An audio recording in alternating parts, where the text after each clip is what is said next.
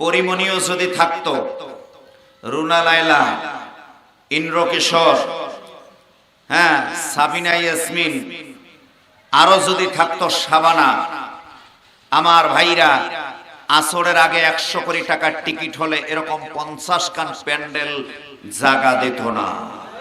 কথা বলেন না কেন?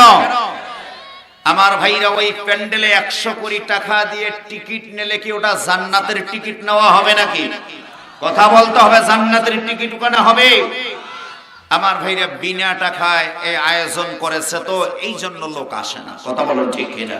কারণ এই জায়গায় আসলে তো কোনো লাভ নাই, লাভটা তো আর দেখতে পায় না। একটু তালিও দেওয়া হয় না, বুকে একটু ঝাঁকিও দেওয়া হয় না। কথা বলেন ঠিক কিনা? তার মানে পেশাব বার হলে এই জায়গায় তালি দিয়ে কয় আর একটা গান হবে। এই কথা বলেন না কেন? হয় কি হয় না? আমার ভাই ওই গানের প্যান্ডেলে যতক্ষণ পর্যন্ত থাকবেন ততক্ষণ পর্যন্ত আপনি জাহান্নামের ভেতরে থাকবেন। কথা বলেন ঠিক কিনা? আমার ভাইরা এই প্যান্ডেলের ভেতরে যতক্ষণ পর্যন্ত থাকবেন ততক্ষণ পর্যন্ত আমার আল্লাহ তাআলা আপনার জীবনের সগীরা গুনাহগুলো মাফ করতেই থাকবে। আরো জোরে বলুন। কারণ ডকুমেন্ট কি? আল্লাহ রাব্বুল আলামিন বলছেন, ওয়াইদা কুরিয়াল কুরআন ফাসতামিউ লাহু ওয়া আনসিতু লাআল্লাকুম তুরহামুন। আল্লাহু আকবার বলুন। আল্লাহ রাব্বুল আলামিন বললেন, তোমাদের সামনে যখন আমার কোরআনুল কারীম তেলাওয়াত হয় তোমরা চুপ মেরে ভদ্র এবং আদবের সাথে শোনো, বাস্তব জীবনে আমল করার চিন্তা গবেষণা করো। আমি রব্বুল আলামিন তোমাদের উপর সাকিনার রহমত বরকত নাজিল করে দিয়ে দেই। আরো জোরে বলুন সুবহানাল্লাহ। তাহলে আমরা যারা ঈমানদার, যারা ঈমান এনেছি, আমরা যারা মুসলমান, এই মুহূর্তের জন্য দোকান পাট বিছানা সবকিছু ছেড়ে দিয়া এই মাহফিলে আসার জন্য আমি বিনীতভাবে অনুরোধ করছি। কথা বলুন ঠিক কিনা? আর যারা এই মাহফিলে আসবেন না, কাল কিয়ামতের দিন, কঠিন মুসিবতের দিন এই মাহফিল আপনার বিপক্ষে সাক্ষী দেবে।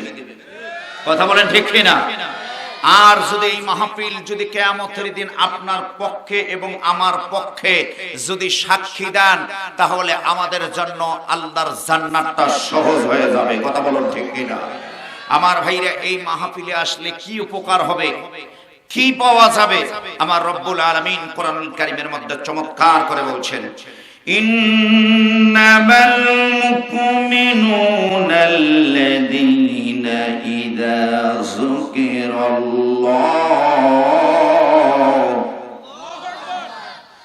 ওয়াজিলাত কুলুবুহুম ওয়া ইযা তুলিয়াত আলাইহিম আয়াতুহু জাদাতুহুম ঈমানাও ওয়া আলা রাব্বিহিম ইয়াতাওয়াক্কালুন।